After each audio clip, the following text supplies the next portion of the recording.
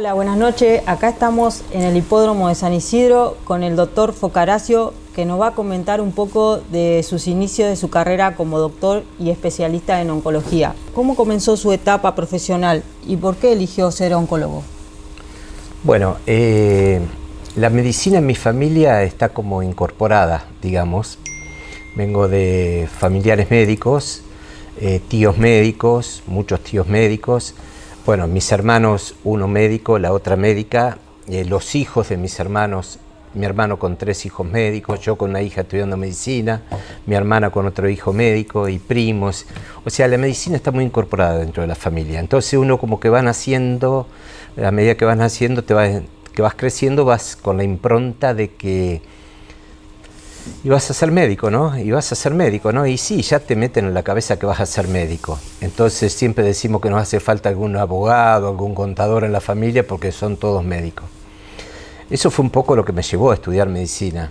Más allá de que, bueno, uno va desarrollando y va adquiriendo ganas de estudiar medicina y va adquiriendo amor por la profesión. Para ser médico tenés que tener mucho amor por la profesión. ¿Y por qué oncología? Mira, la oncología fue una cosa media que surgió después de terminar la primera residencia de cirugía en el Hospital Ferroviario Central, en el Policlínico Ferroviario Central, donde hice la primera residencia, fui jefe residente. Había como una tendencia de muchos de los médicos de ahí que se iban para completar la formación a el Instituto de Oncología Ángel H. Roffo, que es el Instituto Nacional de Oncología, digamos, acá en el país. Bueno, entonces cuando terminé la jefatura de residentes, rendí examen para entrar en el Instituto Roffo, un examen muy difícil, por suerte pude entrar, y a partir de ahí empecé como residente, después fui jefe de residentes nuevamente, e instructor de residentes, y después quedé en el servicio de cirugía gastroenterológica.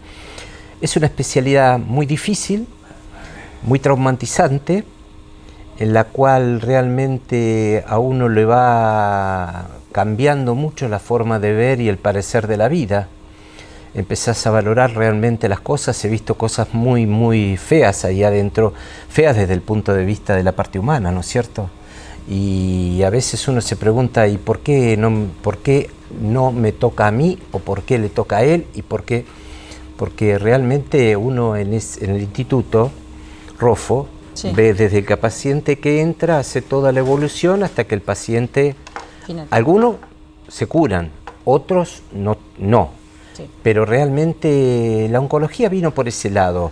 No fue en realidad una vocación que yo tenía, sino que después la fui adquiriendo con el tiempo y no me arrepiento de haber hecho porque así como te digo que es difícil ver la evolución del paciente, la alegría es enorme cuando ves que el paciente se cura. Claro.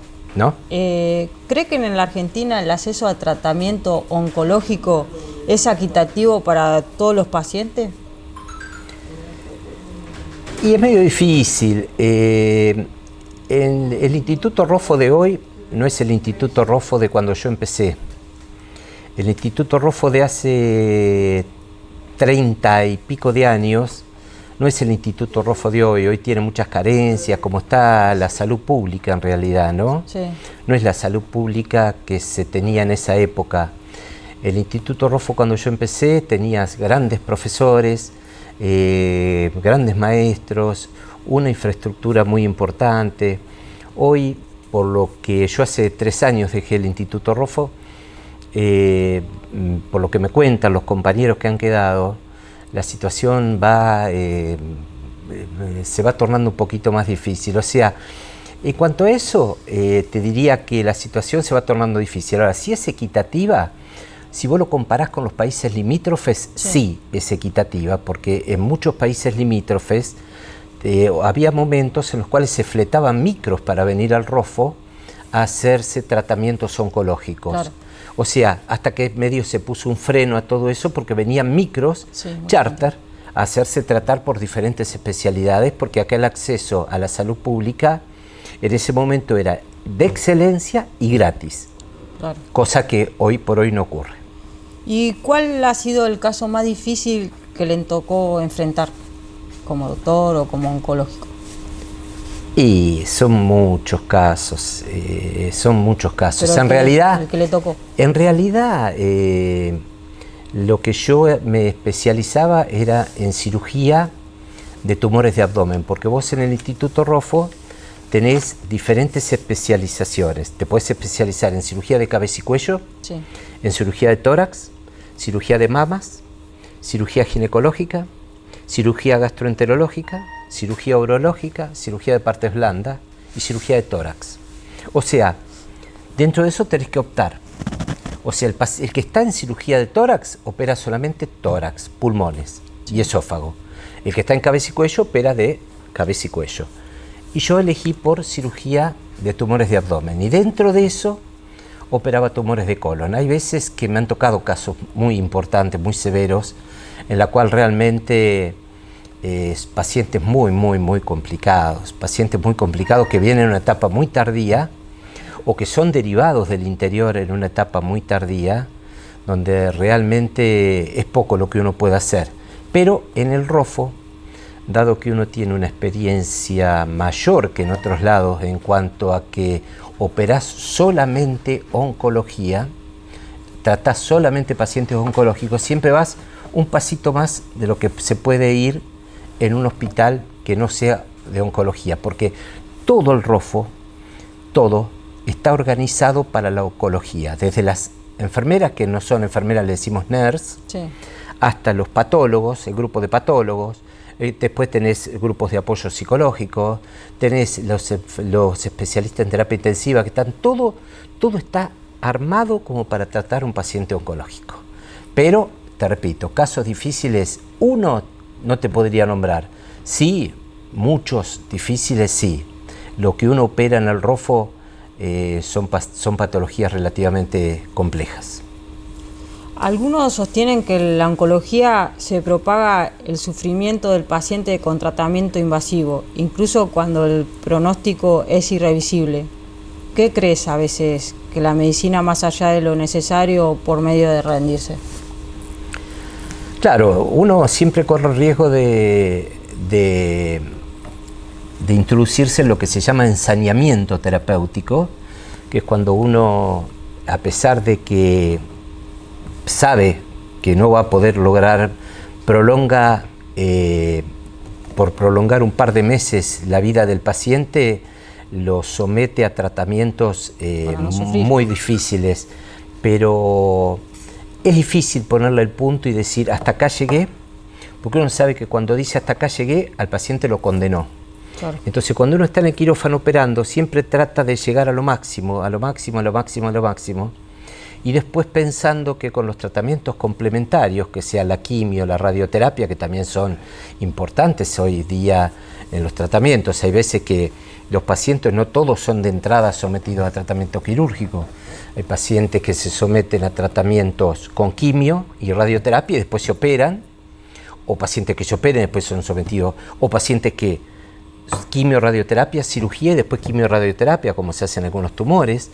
O sea, yo creo que es muy difícil encontrar el punto exacto en el cual uno tiene que decir hasta acá llegué, hay que abandonarlo al paciente y empezar con lo que se llama cuidados paliativos. Claro. Es difícil eso. Lo que sí hay que tratar es, pienso y siempre pensé de esa manera, en que el paciente no sufra. Sí. Para lo cual hoy día con los tratamientos paliativos que hay, hemos logrado bastante avanzar en ese sentido y hoy día se los conecta, se los desconecta a los pacientes con diferentes drogas que han aparecido y que hacen de que el paciente, por lo menos en su etapa final, no sufra, cuando ya realmente la medicina no puede hacer más nada. Y para ir cerrando, doctor, la última pregunta. ¿Hay algún paciente que lo haya sentido o no podido olvidar? Sí. Hay una señora que me acuerdo, fue uno de los primeros pacientes míos.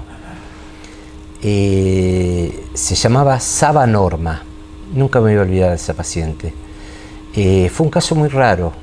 Era uno de los primeros pacientes que me tocó en el Roffo. Nunca me voy a olvidar de ese paciente. Y una paciente que tenía un cáncer de cuello uterino. Yo era residente en esa época. Y